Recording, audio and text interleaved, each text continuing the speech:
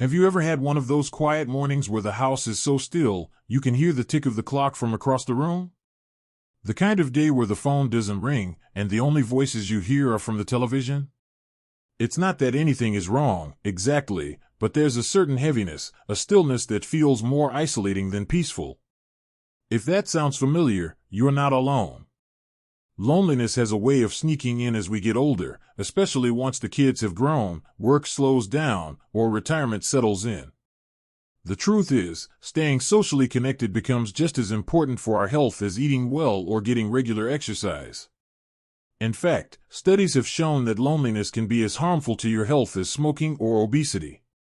But here's the good news, it's never too late to turn things around. Whether you're 60, 70, or even in your 80s, adding just a few social activities to your weekly routine can make a world of difference.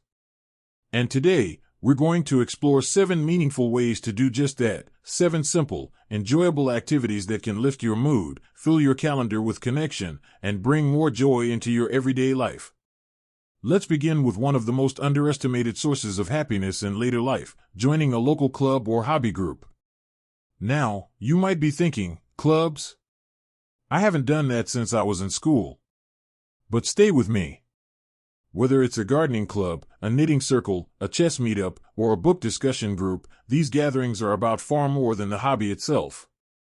They're about bonding over shared interests, laughing over small things, and having a regular reason to get out of the house and see familiar faces.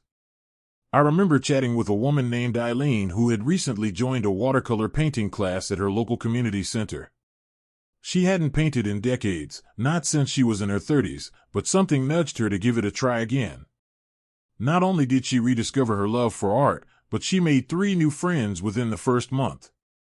Now they meet for lunch every Thursday after class, and she says those afternoons are the highlight of her week. It's not really about the painting, it's the people, the laughter, the stories they share. The best part? These kinds of groups often welcome beginners with open arms. No experience needed, no pressure to be perfect, just a friendly space to show up and be yourself. Check with your local senior center, library, or even your church bulletin. You'd be surprised how many clubs and meetups are happening just a few blocks away. Now, let's talk about another beautiful way to stay connected, volunteering. Sometimes the best way to fill your own cup is to pour a little love into someone else's. Volunteering isn't just about giving back, it's about feeling needed, valued, and purposeful. And that feeling can do wonders for your emotional well-being. You don't have to sign up for anything huge or time-consuming. A couple of hours a week is enough to make an impact, and you'll often get just as much as you give.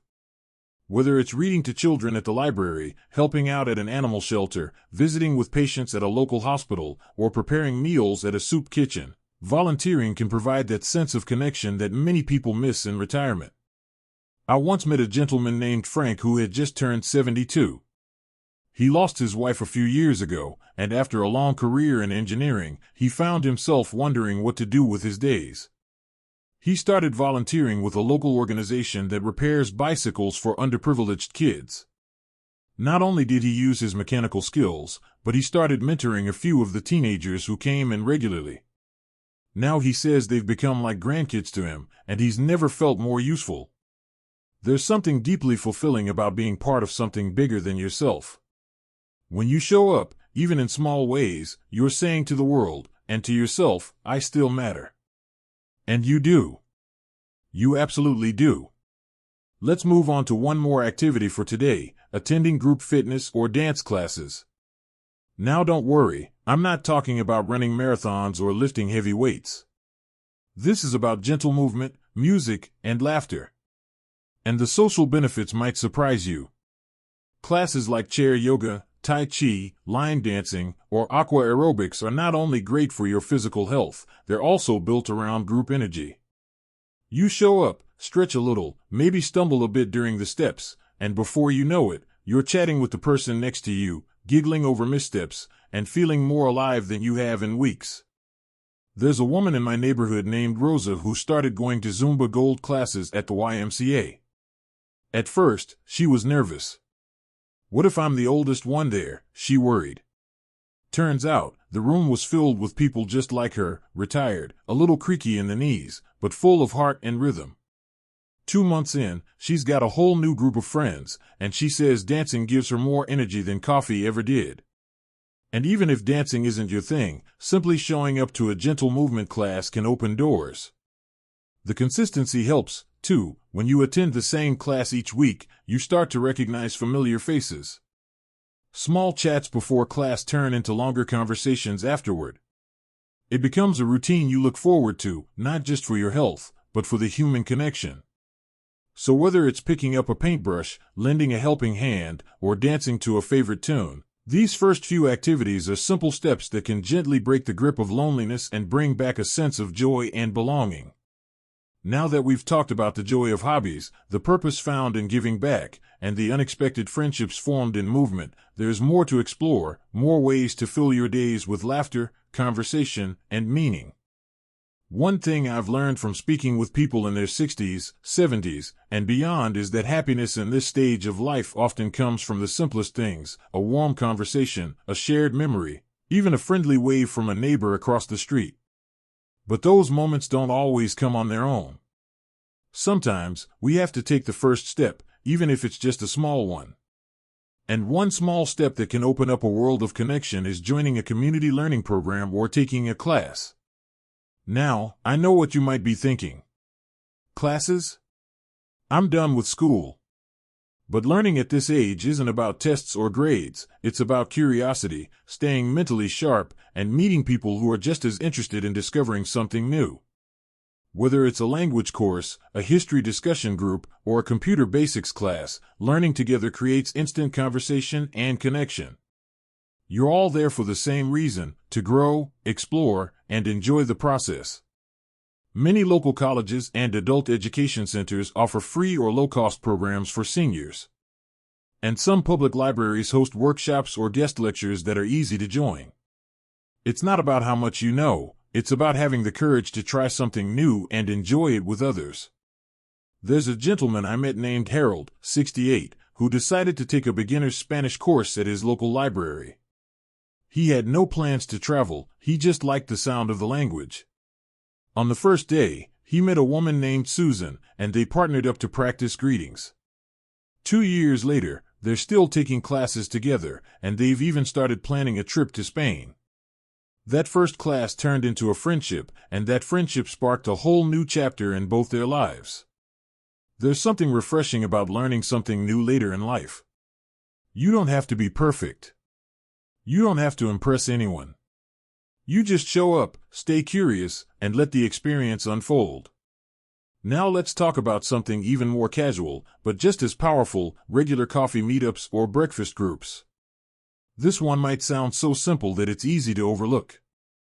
But never underestimate the magic of a regular date on the calendar to look forward to. It could be every Wednesday morning at the local diner, or Sunday afternoons at a cozy cafe. The key is consistency and connection. I knew a group of retired teachers who met every Friday at 9 a.m. at the same cafe for nearly a decade.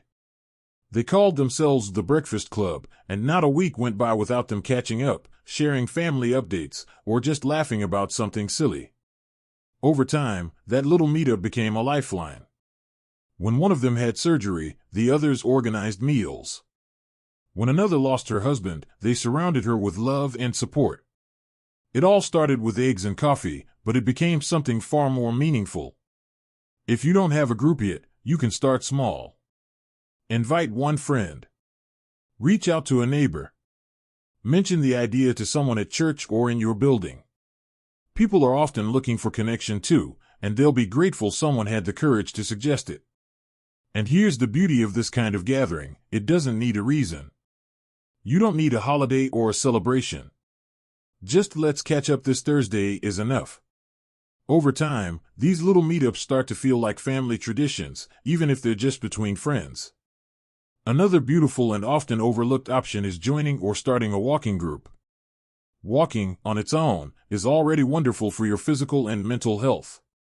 But when you add a social element, when you walk with someone, side by side, step by step, it transforms the experience. There's something about walking that makes conversation easier.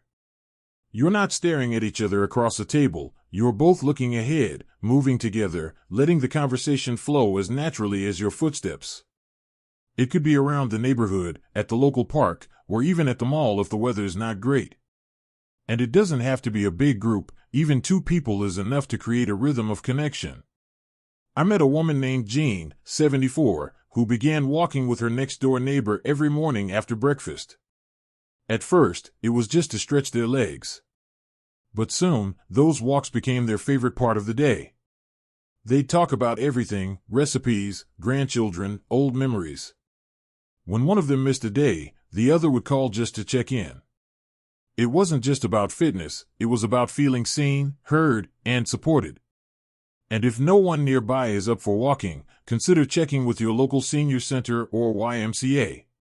Many communities now offer organized walking groups, and they're often filled with people who are looking for exactly what you are: movement, connection, and conversation. Each of these activities, whether it's learning something new, sharing a meal, or walking side by side, has one thing in common: they bring people together in simple, natural ways. They remind us that even in a world that often feels too fast or too digital, there are still warm, human moments waiting to be found. Sometimes, all it takes is stepping outside your front door and saying yes to something new.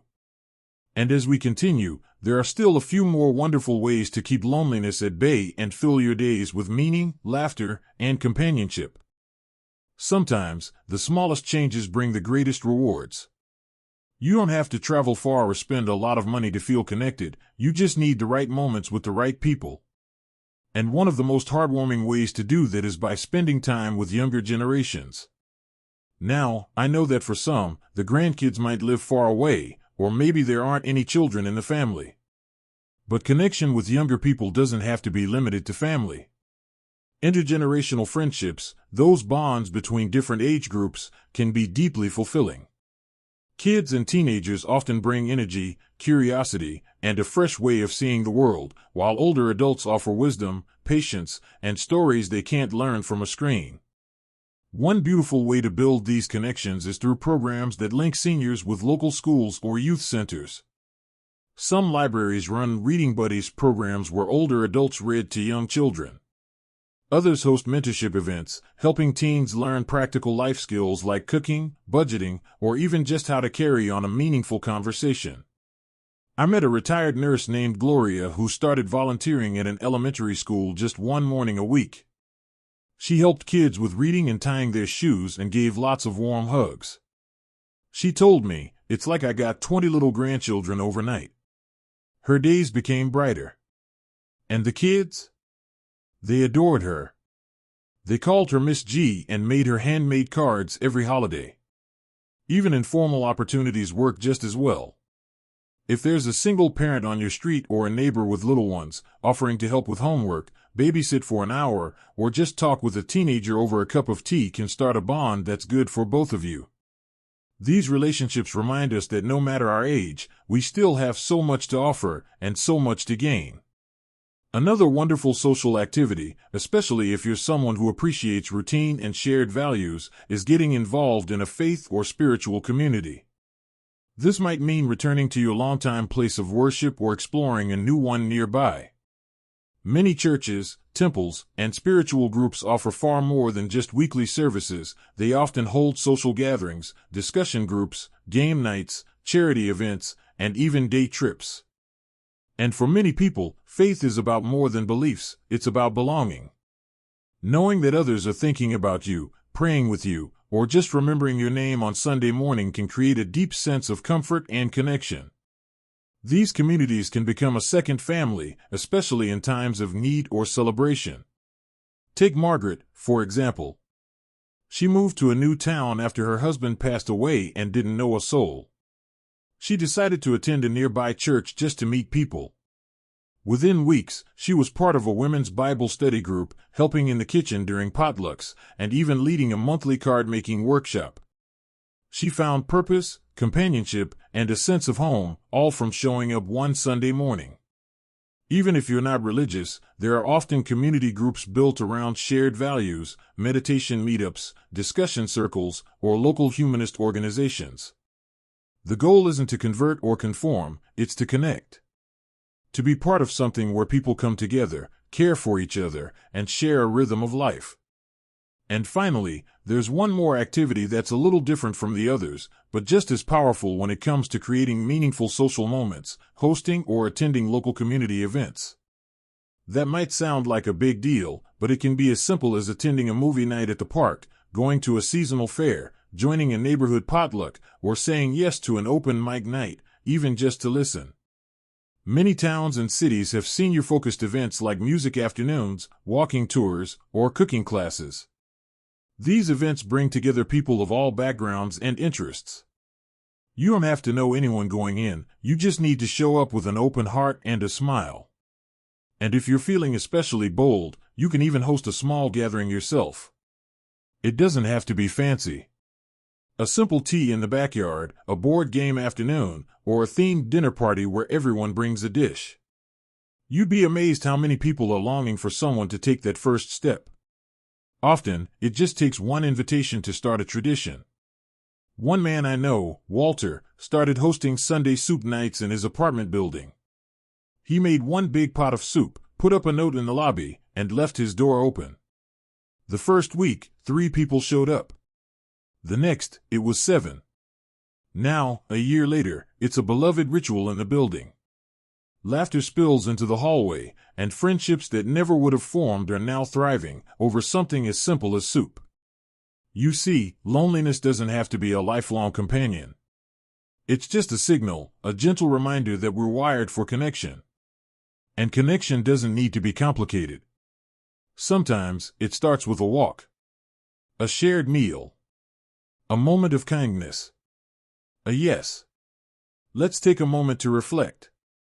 Whether it's through clubs, volunteering, movement, learning, intergenerational friendships, spiritual groups, or community events, you have options. You have more power than you think to shape your days and fill them with warmth, purpose, and joy. Small changes can lead to big shifts.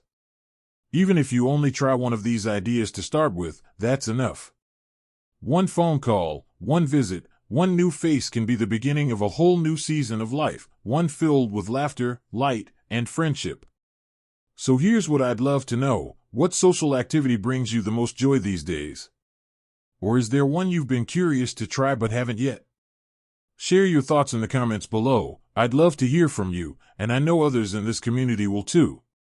And if this video gave you a little hope or inspiration, don't forget to give it a like and hit that subscribe button. We've got so many more uplifting ideas and conversations coming your way, and we'd love for you to be part of them. Here's to living your best life at any age. You're never too old to laugh a little louder, love a little deeper, and find new connections that make your days brighter. You matter.